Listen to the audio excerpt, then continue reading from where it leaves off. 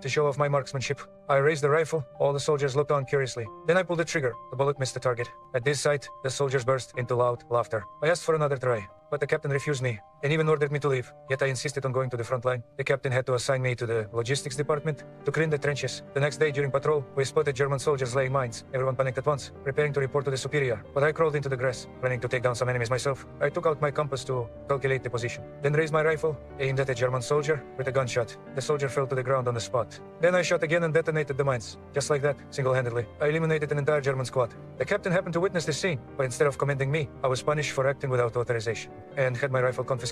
Hit hard by this defeat, the Germans launched a counterattack that night. They captured one of our sentries. Hearing the gunfire, I rushed to reinforce immediately. Shot 2 enemy soldiers dead with precision and deliberately left one alive. My comrades quickly restrained him. Under our interrogation, he confessed the German fire deployment. The captain was impressed by my ability, decided to re-employ me, letting me train the new recruits in shooting. I hung a blackboard on a tree, explained to the soldiers the impact of wind power. Under my leadership, everyone's shooting skills improved significantly. In subsequent battles, we neutralized multiple German fire positions, providing safety for our comrades, having suffered successive defeats. The Germans resolved to take revenge on me. They sent an ace sniper. He soon locked onto my position. Just as he was about to shoot, a wolf suddenly appeared beside him. To drive the wolf away, he let out a series of roars. After the wolf fled, he raised his sniper rifle again, but by then I had long disappeared. A German soldier took out a reflector, trying to lure me into shooting, but I saw through the trick at a glance. So I turned the tables, used the rope to pull the trigger. The German soldier took the bait for sure, and was finally shot dead by me. Soon the Germans launched another charge, facing their fierce firepower. The captain hesitated to order a retreat. Some comrades even defected. To turn the tide of the battle, I built a device that could launch ultrasonic attacks. When the Germans drew near,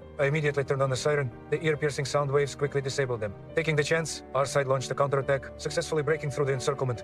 The girl just arrived at the shore and saw her legs covered in blood. She turned around and found everyone else in the same situation, rushing toward the shore one after another, as if there were terrible monsters in the water. Those who ran slowly were dragged into the water by the monsters directly, which is why the river was dyed red. In fact, the water was full of mutated eels. Their bodies were slender, so they could crawl into every corner. They appeared not only in residents' homes, but even on the lawns. They attacked passers-by randomly, and anyone bitten would not escape death. The incident by the lake soon attracted the attention of the police. They came to the lake to investigate and found 2 dead fish. Parker suggested to the mayor to close the dam's water valve to prevent tourists from being injured, but the mayor didn't take it seriously. To make money from tourists, he would never give up this opportunity. With that, he left. Having no choice, Parker had to arrange a subordinate to take a boat to the lake surface to stop other tourists from going into the water. But the subordinate didn't care at all, and even started drinking cola nearby. Suddenly, the school of fish launched an attack, and the lake water was dyed red with blood again. When Parker and his partner arrived at the scene, they only saw the capsized wooden boat, and the policeman was nowhere to be seen. They were about to turn the boat over when an eel attacked Will. Parker hurried forward to help, but how could the eel let go of its prey easily? Parker had to take out his dagger, and only then cut the eel off. Later, Will received a call, saying that the policeman's body had been found, and had been taken back to the police station. The two hurried back by car, and notified the forensic doctor at the same time, not to act without permission. However, it was already too late. The forensic doctor found something abnormal about the body, and then an eel drilled out of it. He struggled desperately to get rid of it, but more eels pounced on him. Hearing the scream, Parker felt flustered, and accelerated back to the police station. The forensic doctor had no movement, and the eels had already crawled into the sewer through the floor drain. Realizing the seriousness, Parker called the mayor. Seeing such a terrible scene, the mayor was also shocked. However, when Parker proposed again to close the water projects and the town's water supply system, the mayor refused again. He thought eels were human food, and compared with the residents' safety, he was more worried about economic losses. Seeing that he was so stubborn, Parker had to leave first. The mayor would never have thought that his retribution would come so soon. While he was using the toilet, he didn't realize at all that eels had crawled into the toilet. The mayor suddenly felt unbearable pain, and it was too late when he tried to escape. In the end, he died in the bathroom, in a humiliating way.